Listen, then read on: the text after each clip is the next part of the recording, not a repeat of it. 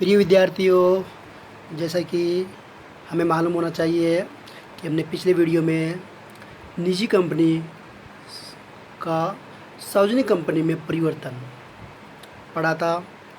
अ, आज हमारा उसका उल्टा अपोजिट है, सार्वजनिक कंपनी का निजी कंपनी में परिवर्तन, conversion of public company into private company.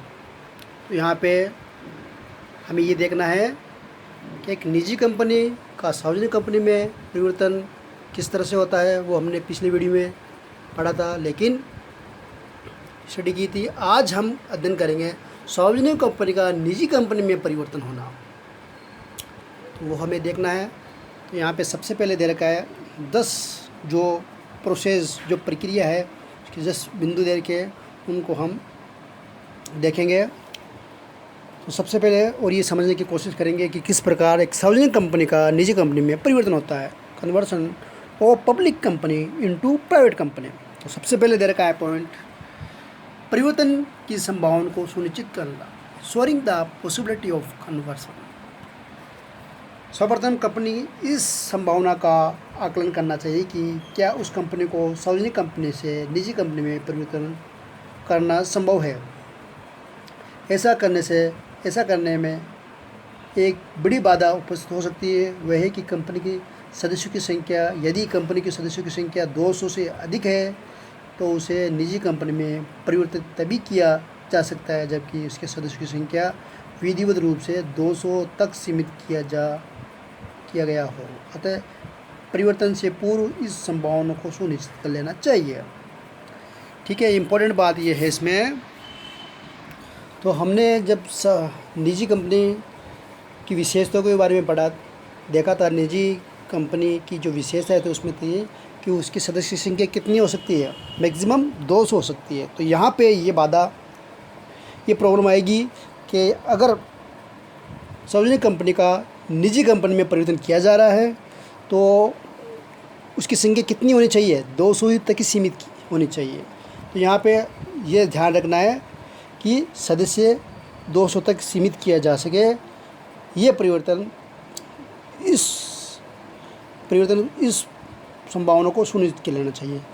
ठीक है, यहाँ पे 200 से अधिक तो होगी नहीं, तो यहाँ पे 200 सदस्यों की संख्या को सुनिश्चित कर लेना चाहिए।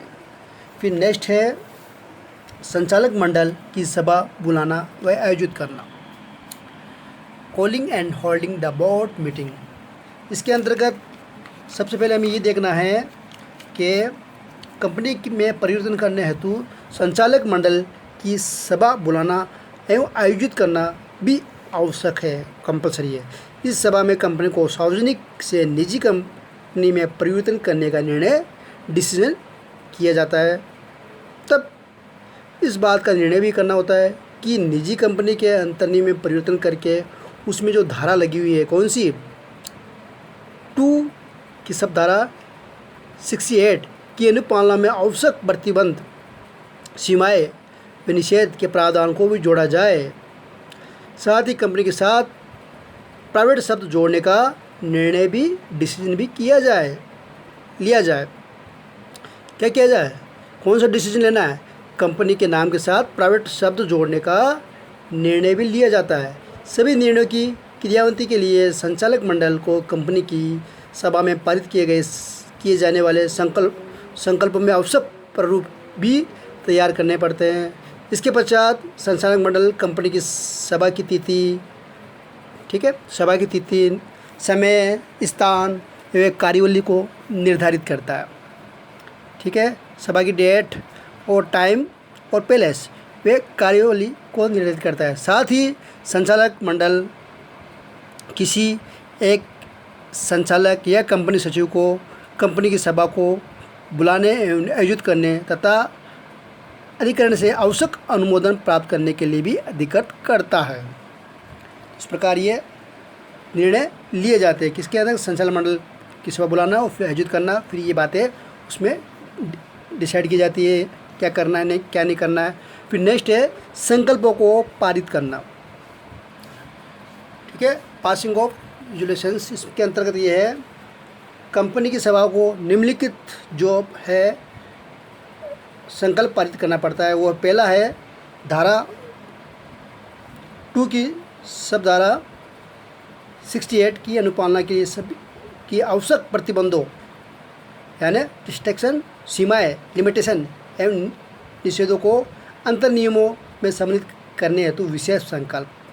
फिर नेक्स्ट है कंपनी को सार्वजनिक से निजी कंपनी के रूप में परिवर्तित करने का विशेष संकल्प। ये दोनों विशेष संकल्प लिए जाते हैं, जिसमें पहला है जो आवश्यक जो प्रतिबंध लगे हुए हैं, सीमाएँ है, निषेध है, अंतर नियमों में सम्मिलित करने हेतु विशेष संकल्प। दूसरा है कंपनी को सार्वजनिक से निजी कंपनी के रूप में परिवर्तित करने का विशेष संकल्प। ये दोनों यहाँ पे किया जाएगा। फिर उसके बाद में अधिकरण से अनुमोदन, अप्रूवल फ्रॉम द ट्रिब्यूनल। इसके पश्चात कंपनी विशेष संकल्प को अधिकरण के अनुमोदन हेतु भेजेंगे। ये बात ध्यान रखना है, अंतर्नियम में परिवर्तन करने हेतु पारित विशेष संकल्प तब तक प्रभावहीन रहेगा जब तक कि क्या होगा, अधिकरण ऐसे परिवर्तन के लिए विशेष संकल्प का अनुमोदन नहीं कर देता।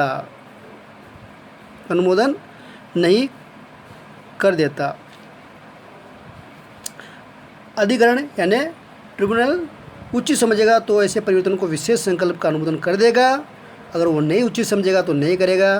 किंतु ये बात विशेष रूप से ध्यान रखनी है कि MCA द्वारा अधिसूचित नियमों के अनुसार ऐसा अनुमोदन केंद्र सरकार से प्राप्त कर लेना चाहिए तब तक कि अधिकरण का गठन नहीं हो जाता। तो इस प्रकार ये ध्यान रखना है। तो इसके बाद में नेक्स्ट स्टेप होगा सार्वजनिक कंपनी का अस्तित्व समाप्त। जब अधिकरण अंतर्नियमों के ऐसे परिवर्तन के संकल्प का अनुमोदन कर देगा तब सार्वजनिक कंपनी के अस्तित्व का अंत हो जाएगा। कौन सी कंपनी का? सार्वजनिक कंपनी का, तथा निजी कंपनी अस्तित्व में आ जाएगी। सिंपल। क्या होगा, जब सार्वजनिक कंपनी का अस्तित्व समाप्त होगा तो कौन सी कंपनी आ जाएगी अस्तित्व में? निजी कंपनी आ जाएगी। फिर नेक्स्ट है अंतर नियमों में परिवर्तन, अल्टरेशन इन आर्टिकल्स। इसके अंतर्गत अधिकरण के अनुमोदन से अप्रूवल हो जाने के बाद में किसके द्वारा? ट्रिब्यूनल के द्वारा अप्रूवल होने के उपरांत कंपनी अपने अंतर नियमों में आर्टिकल्स में परिवर्तन कर, अल्टरेशन कर 200 जो धारा है, कौन सी? 2 की सब धारा 68 की अनुपालना के लिए सभी आवश्यक प्रतिबंधों, सीमाएँ, रिस्ट्रिक्शन और जो लिमिटेशंस है या निषेध लगे हुए हैं जो है को जोड़ देगी और अंतर नियम तथा सीमा नियम जहाँ भी आवश्यक होगा वहाँ प्राइवेट शब्द को भी जोड़ेगी। किसको जोड़ेगी? प्राइवेट शब्द को भी जोड़ेगी। इसके पश्चात कंपनी अपने परिवर्तन अंतर नियमों में दिए गए नए सिरे से मुद्रित कराएगी, प्रिंट क्या करवाएगी। इसके बाद में कंपनी अपने परिवर्तित अंतर नियमों को नए सिरे से प्रिंटेड करवाएगी। फिर नेक्स्ट है रजिस्ट्रार को पल्ले प्रस्तुत करना, filling the documents and registration by registrar. इसके पश्चात कंपनी अधिकरण से अनुमोदन अप्रूवल होने के 15 दिनों के भीतर कंपनी में परिवर्तन अंतर नियमों की एक मुद्रित प्रति, प्रिंटेड कॉपी अधिकरण ट्रिब्यूनल को के आदेश की एक प्रति रजिस्ट्रार को फाइल करेगी।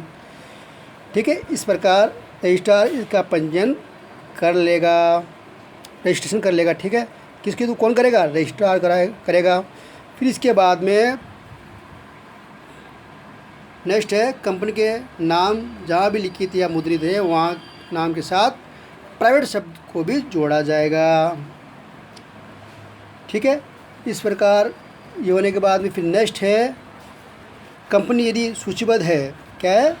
सूचीबद्ध है तो सभी संबंधित स्टॉक एक्सचेंज को सूचित करना होगा तथा कंपनी के अंशों को असूचीबद्ध करने की कार्रवाई करनी होगी। यहाँ पे ये भी इम्पोर्टेंट है, in case of listed company the notice of change shall be given to the stock exchange where it is securities are listed. It may be noted that company shall also be required to take step for delisting of shares, ये भी हमें ध्यान रखना है। फिर last है, company के नाम में परिवर्तन की सार्वजनिक सूचना का प्रकाशन करना होगा। Public notice of the change of the name shall be published. इस प्रकार पब्लिक कंपनी के नाम में परिवर्तन करने की सार्वजनिक सूचना का प्रकाशन करना होगा। इस प्रकार ये एक प्रोसेस होता है सार्वजनिक कंपनी का निजी कंपनी में परिवर्तन। लेकिन हमें यहाँ पे ये ध्यान रखना है कि हमें कन्फ्यूजन नहीं होना। यहाँ पे सार्वजनिक कंपनी का निजी कंपनी में परिवर्तन का प्रक्रिया अलग है, प्रोसेस अलग है, जबकि निजी कंपनी में का सार्वजनिक कंपनी में परिवर्तन होने की प्रोसेस प्रक्रिया अलग है। तो हमें इन दोनों में भी अंतर ध्यान रखना है। तो इस प्रकार ये क्रिया प्रवृत्ति नेक्स्ट टाइम हम देखेंगे। ओपीसी कंपनी मतलब एक व्यक्ति कंपनी के बारे में अध्ययन अगले वीडियो में करेंगे।